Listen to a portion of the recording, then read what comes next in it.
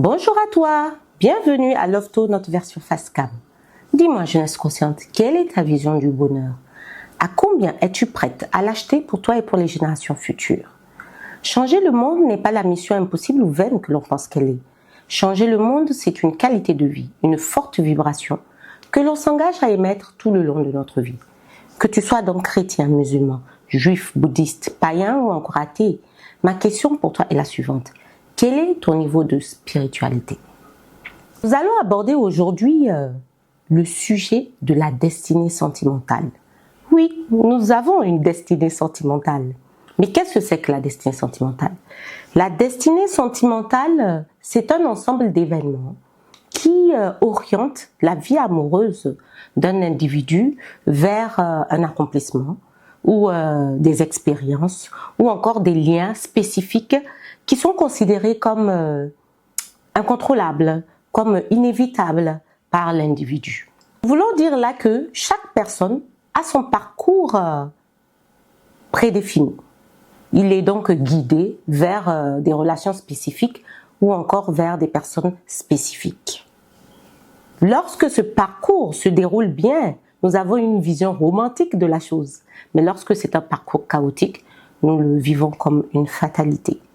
Ce parcours amoureux est donc en quelque sorte écrit en avance. Je dirais en quelque sorte pourquoi? Parce que c'est pas tout à fait écrit en avance, oui, parce que la loi d'attraction s'applique à la destinée amoureuse. Nous attirons vers nous les relations dont on a besoin pour guérir nos traumas, nos blessures de maintenant et de nos vies antérieures.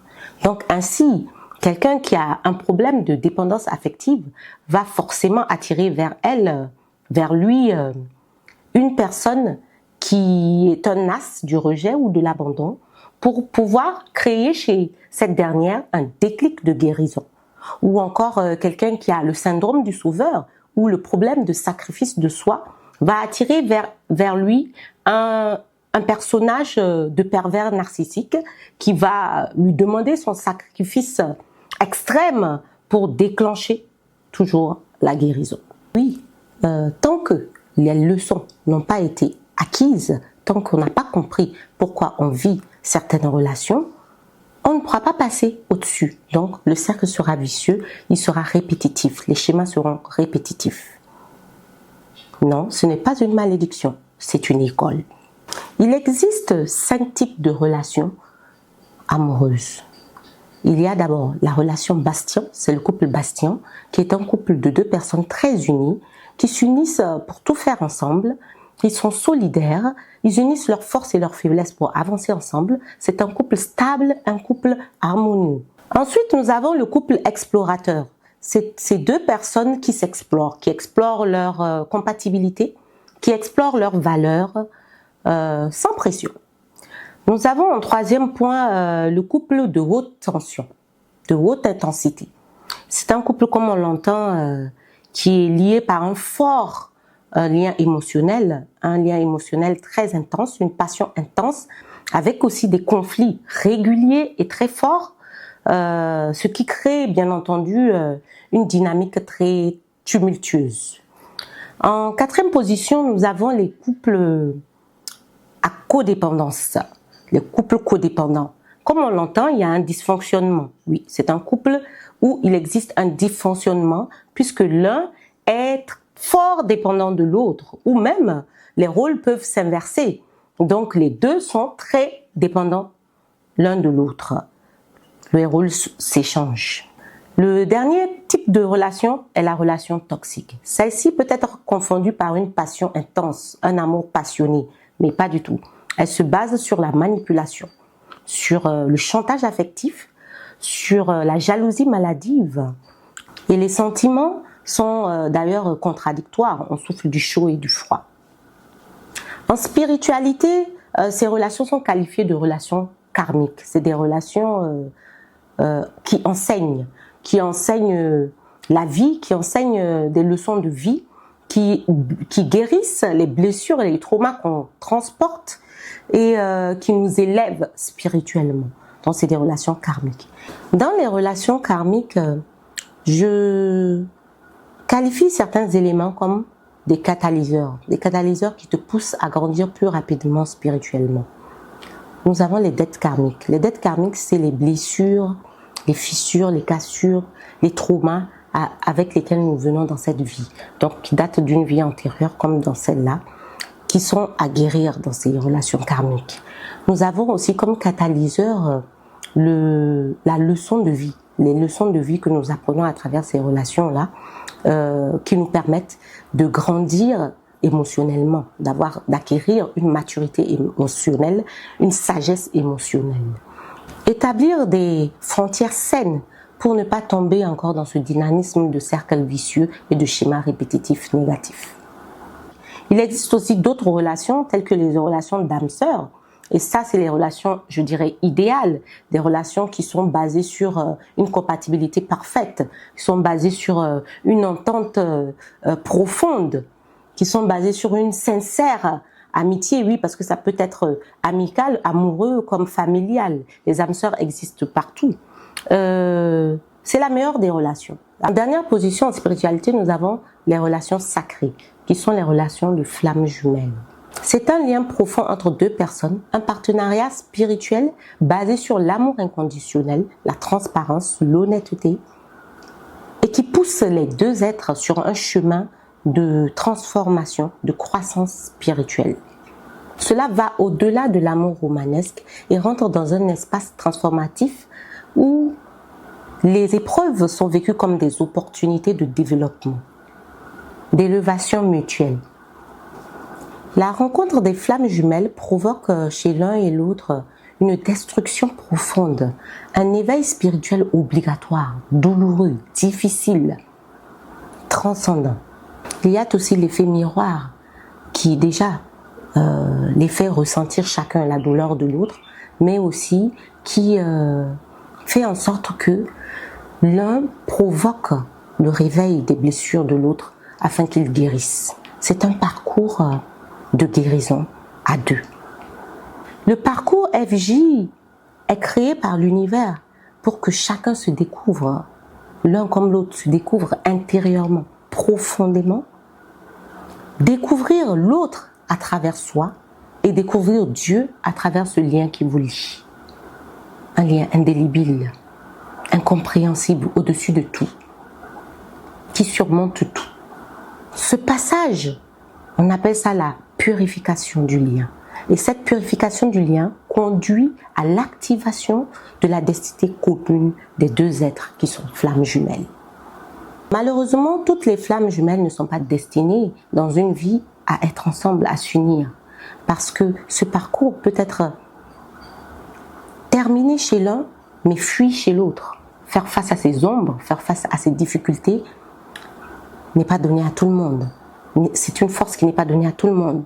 Donc l'un peut fuir cela ou le faire plus lentement, ce qui conduit l'autre qui a terminé son parcours à malheureusement mettre un terme à la relation.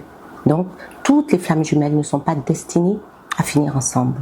Elles ne finissent ensemble que quand on leur a écrit un destin commun à remplir dans la vie qu'elles occupent. D'ailleurs, on dit que la rencontre des flammes jumelles n'est pas, comme le hasard n'existe pas de toute façon, mais n'est pas un hasard ou une chance. Non, la rencontre des flammes jumelles est une prophétie. Ce qui est extraordinaire dans l'histoire des flammes jumelles, je dirais, c'est que on a tendance à penser que c'est deux flammes qui doivent se compléter, mais non, c'est deux flammes entières, complètes, qui doivent s'unir pour donner un double reflet afin d'atteindre les objectifs donnés par l'univers. Il est possible de connaître sa destinée sentimentale depuis le bas âge à travers les arts divinatoires. C'est pour ça qu'il est important de s'ancrer, il est important de se relier à ses traditions pour connaître sa destinée sentimentale et même sa destinée professionnelle. Il en va du rôle du parent de se renseigner sur la destinée de son enfant afin de faire tout pour concourir au bon déroulement de cette destinée et ne pas faire des choses qui vont l'entraver. Pourquoi connaître la destinée de ses enfants? Pourquoi connaître les grandes lignes, parce qu'on ne peut pas le connaître en détail, mais les grandes lignes. Et pourquoi diriger convenablement son enfant sur sa destinée et sentimentale et professionnelle? Pourquoi? L'importance vient du fait que ça entraîne l'enfant déjà à être dans le quadrillage de ce que l'univers attend de lui, dans le quadrillage de ce que ses guides, de ce que son équipe spirituelle attend d'elle. Cet enfant est dès bas âge déjà dans une protection divine terrible et est guidé par cette protection divine, est guidé par cette équipe tout le long de sa vie. C'est un exercice formidable pour cet enfant qui n'aura plus besoin d'un éveil spirituel puisqu'il baigne déjà dans la spiritualité. C'est très important. La plupart d'entre nous, nous avons baigné dedans sans le savoir. Nous avons été guidés par notre âme. Nous avons été guidés par notre équipe spirituelle sans le savoir. Mais imaginez si l'enfant est conscient de cela. Imaginez si l'enfant a déjà confiance, a déjà développé sa confiance en son intuition, a confiance en son bon sens. C'est ça l'éducation. Je vous le dis et je vous le répète. Le plan de Dieu est le meilleur des plans. Le plan de Dieu est le meilleur des plans. Vous ne pouvez pas mettre en place un plan meilleur que celui de Dieu. C'est pas possible. Faites-lui confiance. C'est d'abord plus simple, plus sûr, et vous êtes dans la confirmation que vous réussissez. Il est important de rappeler ici que dans la destinée sentimentale, vouloir d'une chose, de toutes ses forces, ne garantit pas que ce soit bon pour nous. L'univers nous fournit ce qui est bon pour nous. On l'a déjà vu.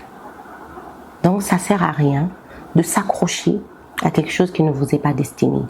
Manifestez toujours qu'on vous apporte ce qui vous est destiné et non qu'on vous apporte ce que vous voulez. Être destiné à être parent biologique ou pas. Être destiné à la monogamie ou à la polygamie. Être destiné à être marié ou pas. Tout le monde a son destin. Les destins sont uniques. La comparaison n'a pas lieu d'être. J'ai appris à croire que le destin est un voile couvrant le secret caché de la vie. Pas besoin de comprendre ce que Dieu a prévu pour moi. Je dois accepter les coups et lui faire confiance. Il révèle au moment venu le jeu et ouvre tous les yeux à sa beauté. On ne doit pas douter de ses décisions, car finalement, elles nous conduisent vers des jours meilleurs. Et plus on sera nombreux à le comprendre, plus on avancera dans la construction de notre nouveau monde.